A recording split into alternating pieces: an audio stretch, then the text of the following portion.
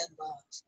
And today I have the pleasure of introducing Dr. Adam Sheck, longtime friend, blogging friend, colleague. We go back a long time on the internet. Mm-hmm. So what a delight to have you speaking on the summit. Thanks so much, Erica. Like you say, we went through the beginnings, maybe just after the AOL phone modem days, but the internet. Right. Oh. And we trained with some of the same marketers online. Yes. And it's been a real learning experience, mm-hmm. especially for therapists, because therapists are not naturally marketers. Right, right. So please tell us about your background, education, training that led you to first become a therapist and to understand men. Sure. I'm a clinical psychologist, a couples counselor, and a sex therapist. And really, it was a second career for me. I started my life as an engineer. I was really good in math and science, and yet it wasn't satisfying. It didn't give me that, that passion. It didn't lift me up. And I went into my own therapy because of a bad marriage, or problems in a marriage anyway, and went into couples counseling, into individual therapy, and really found myself. I found myself and what my passion was, and I wanted to become a therapist, a counselor myself, which I did. Went through the process, as you well know. It's a long commitment, and yet I loved it and built my own practice. I became known as the passion doctor because I really, my specialty when I first started was to work with long-term committed couples who had lost that spark, who had lost their passion, lost that drive, that romance, that intimacy, and really help them to recapture, to reignite that. And I came to discover, though, really, passion is so much more than sex. You know that as well. Passion is so much more than sex. It really starts from within. It comes from within, and we have to connect to ourselves to know what we want, what we like in all areas of our lives. Career-wise, love-wise, relationship-wise, sexually, we need to know. And really, to me, passion occurs when our insides match our outsides, when my inner life and my outer life are congruent, when I'm living an authentic life in that way. So that's what I share with singles and couples, helping them know who they are, what they are, working to find their passion in love and in work, and still half my practice are working with couples. The other half really are people with relational issues and those existential issues of what do I want to do with my life?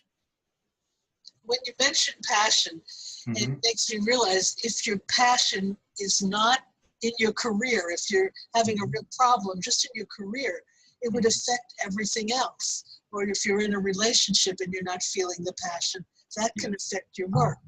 So talk about the balance, the passion and balance. It's there. It's global. We need that balance. I think life is always out of balance, and yet we struggle to have balance over time. It's like if you're in the early young adulthood, we're in college or developing a skill or a trade, we're working to build up our career.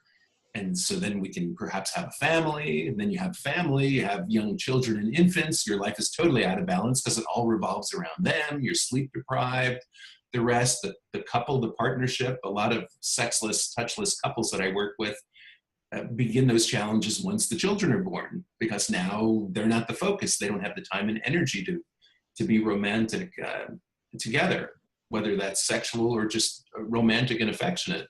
So they lose that. And it's important in both ways to have that spark, to know what you're good at, what you enjoy doing, as well as what your calling is. I really believe each of us is on the planet to contribute something. And we have to discover what that is. And as you said, Erica, whether it's your vocation, whether it's your career, or whether it's an avocation, you can do it. Not everyone has the luxury that you and I do of really working in something that we're passionate in. We can work toward that. Some people can, but it may not happen for everyone. That no one can guarantee that.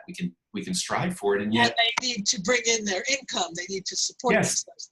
But that part's true. Like you said, an avocation, they can do it in their leisure. Do it on the side. Do it in whatever. It's like I love to sing, but no one's going to pay me to sing, so I just sing what I want to, and play at musical instruments and the rest. But again, there is an old saying based on a book, I think, do what you love, the money will follow. And I don't think that's really the truth. It's do what you're good at and the money will follow.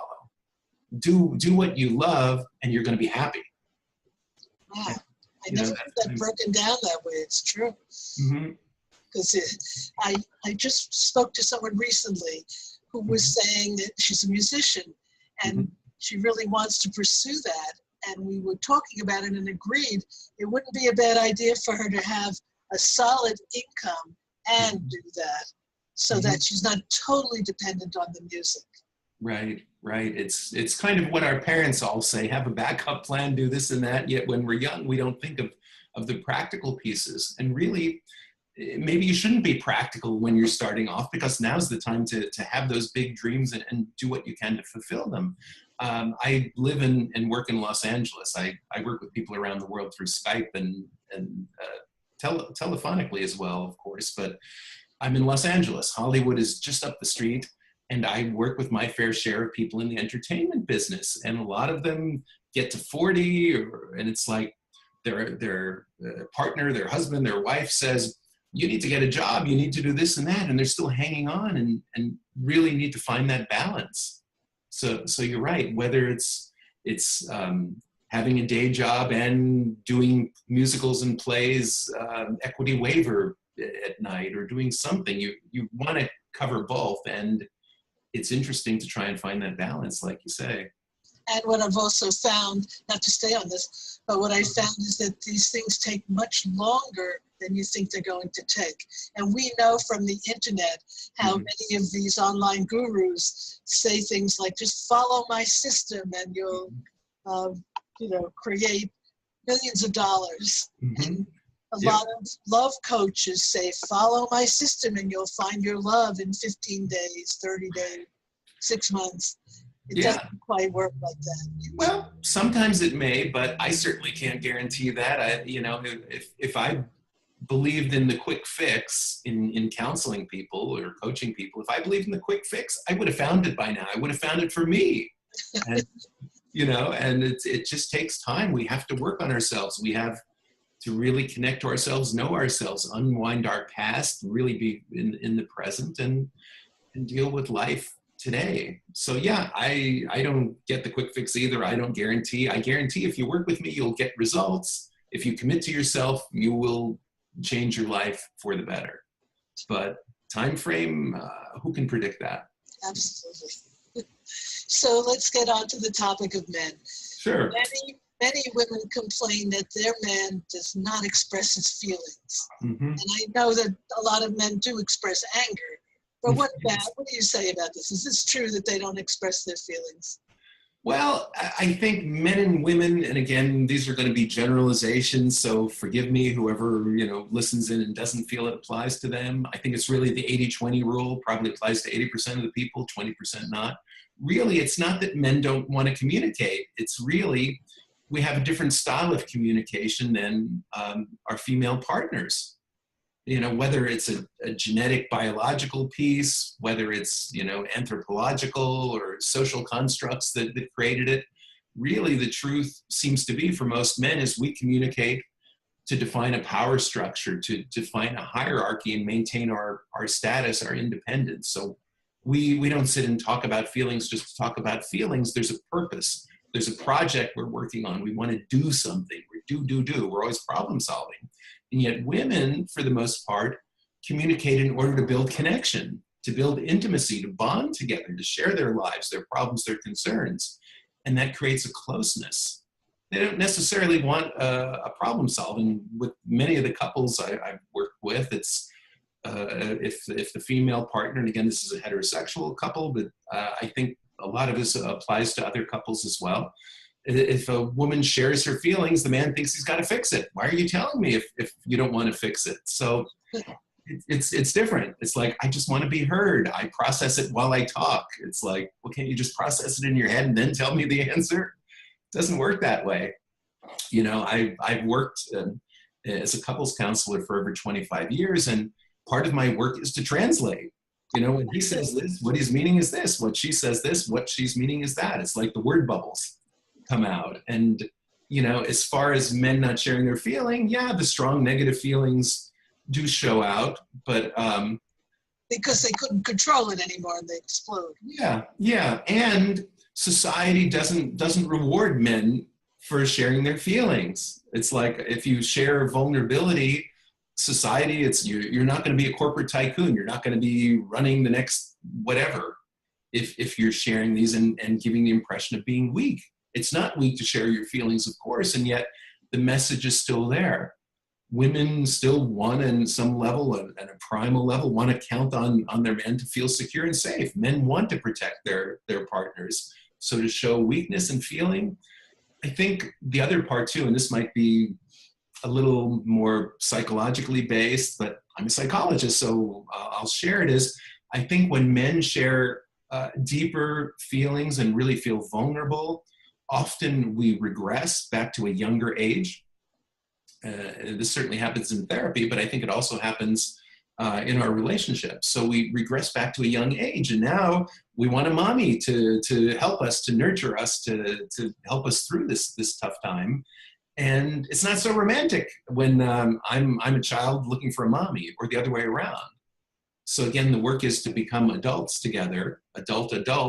I can support you, but I don't want to parent you. So that's more the role of therapists in reparenting and in helping people heal, or supporting from other trusted people.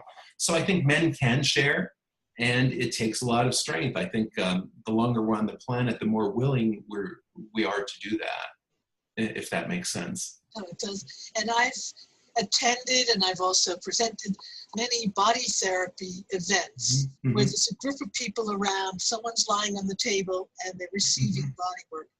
And I have seen that women that get on the table can easily cry. It's pretty natural. Men that get on the table don't naturally cry. I'm generalizing also. But when they do open up, it's like a flood. It's like they haven't cried at all and they're sobbing. So I think men may be afraid to open up because it could be that deep. Absolutely. I think working with people, same thing. Men and women, some are afraid of opening up the floodgates because it feels like it's never going to stop. And that's not the truth, of course. I've never run into anyone who really can cry nonstop through a whole session. Right, it does. It's just you open it and then you can move on. Yeah. Okay, so another area, that's an important thing about feelings between men and women. But another thing is that men turn their head easily when a woman walks by, someone, or if they're gay, maybe a man walks by. But is it that they only look for someone attractive, and is it that they really only want sex? What are they looking for? What goes on? Well, I'm sure I've suffered from the whiplash effect too in life and learned, but I think there are two factors that are going on here, or maybe more than that. But, from an evolutionary perspective, from evolutionary psychology, we're looking for partners who are fertile, who provide good childbearing material. Now that may sound sexist, but biologically that is the truth. We're more than that, but so of course we are looking for those signs, and good fertility is partly youth, because the younger is when the more fertile the eggs are more ready. Symmetrical features are important too. That connects to good DNA. Breasts, hips, lips, all of this goes in on just a primal level. So that's playing out. And at the same time, there's a psychological piece too that we're looking for, and this really is the work of couples counseling and sex therapy often too, is psychologically we're drawn to someone when we're young infants, toddlers, young children. We define relationships by what we see, what our primary caregivers give, whether that's mommy and daddy or some other combination or extended family. So whatever they're doing, that's love. So if dad's a raging alcoholic, that's love. If mom's a self-absorbed narcissist, that's love. And inside, we're programmed. We have a relationship blueprint, a template for love. So we're going to be attracted to that regardless of the physicality of the person.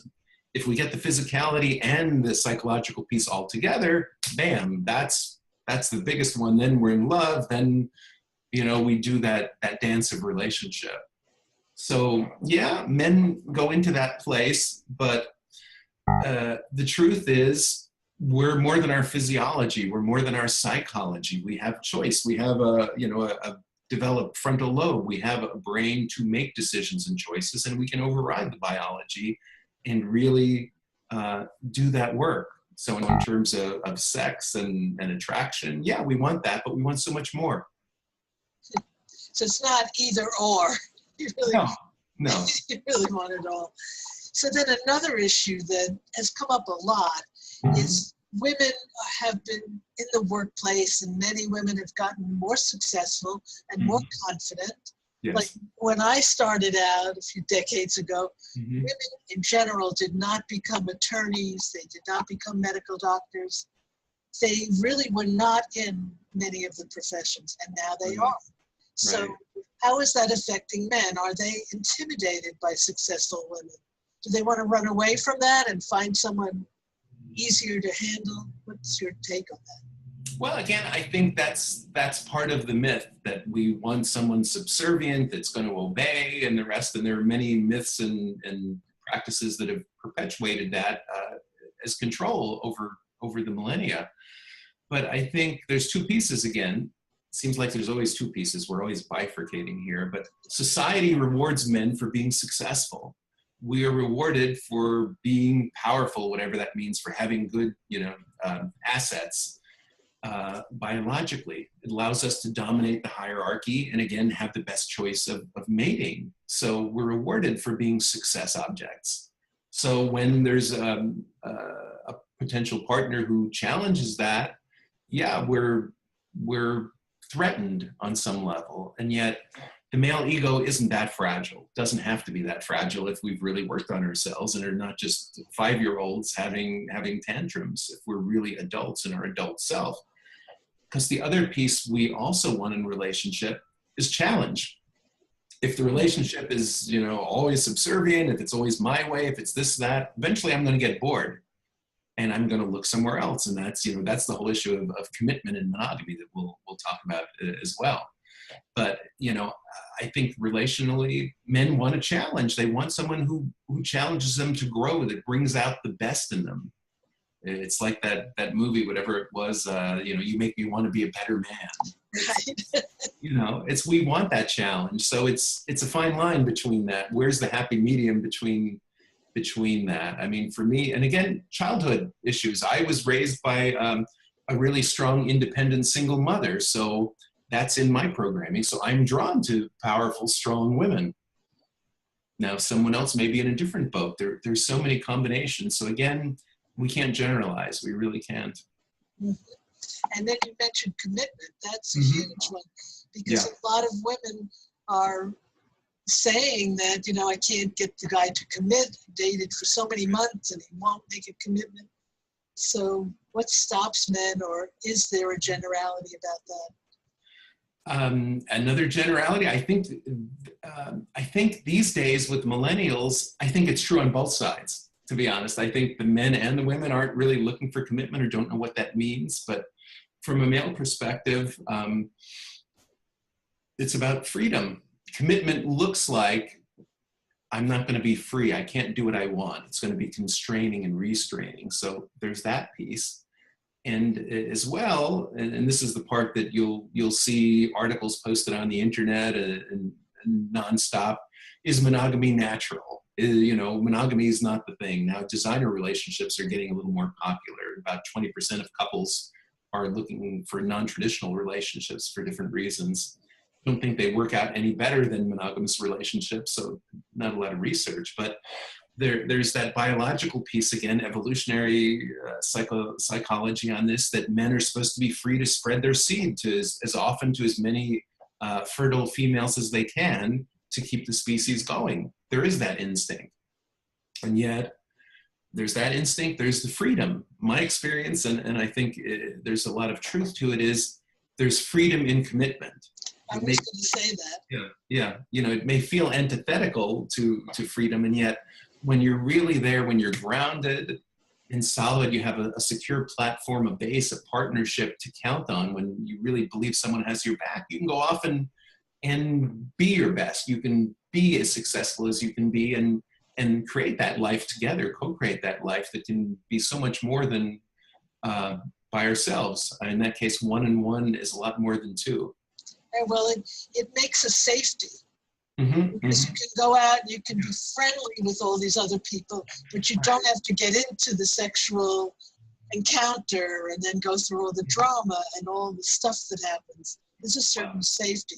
It's a lot of work. It's a lot of work. I was talking with someone the other day, and she was saying, I'm so glad that I'm in a relationship and I don't have to be dating. I just don't have the energy or the time for it. I have more important things to do. So. Right, that's why people, they get upset and say this relationship is taking too much work, but they forget how much work it is to go to find a new person, and then you know, and I know, you meet a new person and you don't know anything about them. It takes a long time to unravel what's really right. And again, we're drawn by that same blueprint, that relationship template in our psyche. So it's going to be same thing, different day. If we end one relationship, go into another, we're most likely going to be attracted to the same types of issues that are going to come up until we've started to work on ourselves and healed some of the past. I got that a long time ago, that it was my issues that I needed to work on and keep going. So I know you're offering a free gift. So tell us about the gift. What is it? I am.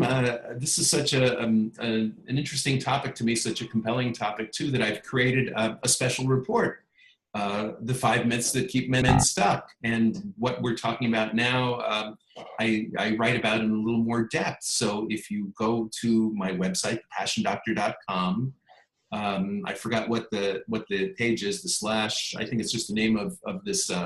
But it'll be on the page here. So. Yeah, of the program. I think it's just /men, and I don't even want to say and confuse people, but it'll be there.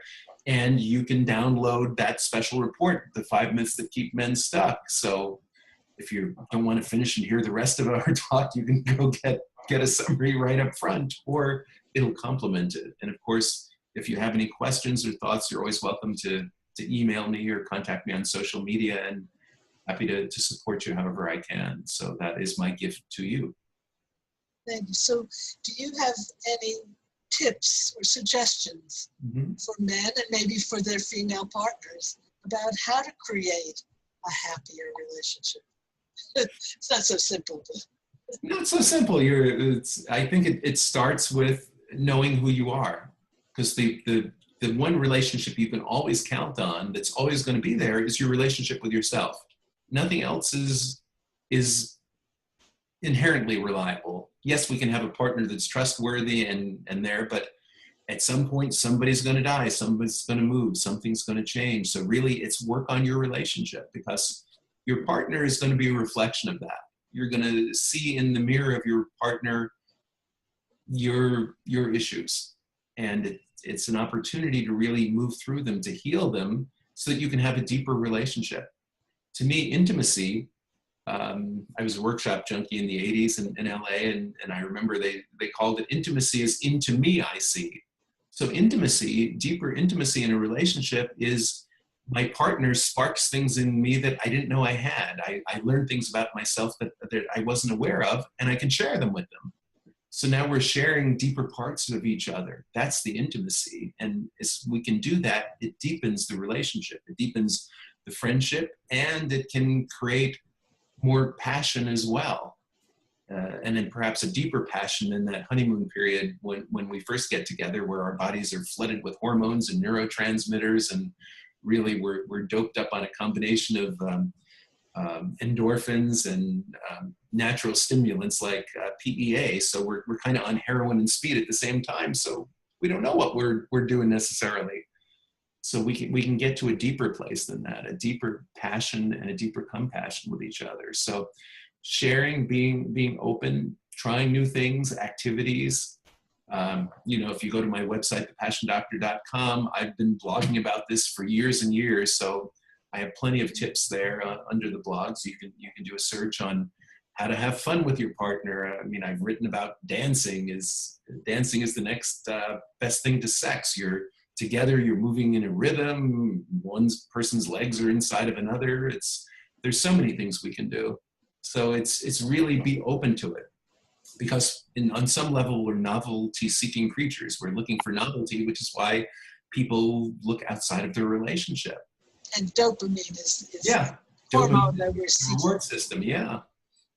So we're looking for that, and we can create novelty and new experiences with our partner. We can do new things. We can see things in a new way. And as we were just discussing, don't have to start a whole new relationship with all the inherent bumps that are there. It's possible. All of this is really possible. I believe in it. I teach it. I counsel it. And you can have a long-lasting relationship that is alive and does have passion. That's what I work on with couples all the time. And a place where you want to be rather than wanting to get out of there to be safe. Yes. So tell us again your website so people can get in touch. The website is thepassiondoctor.com. Doctor is spelled out DOCTOR. I work in Los Angeles. If you're interested in reaching me there, I work by Skype, but I'm here to support couples and singles in love and work, whether it's a relationship issue. Really, the relational issues play out in your workplace as well. If you have authority figure issues with a boss, that's, father, mother, issues from childhood are playing out. If you have issues with coworkers, sibling rivalry may be playing out. So really, we want to get on top of that so the past isn't overlaying on the present, and we can have a really conscious life that can be so much better. Thank you so much for sharing in this summit. My pleasure. Thank you for the opportunity, Erica. And to those of you listening, I look forward to speaking to you again soon.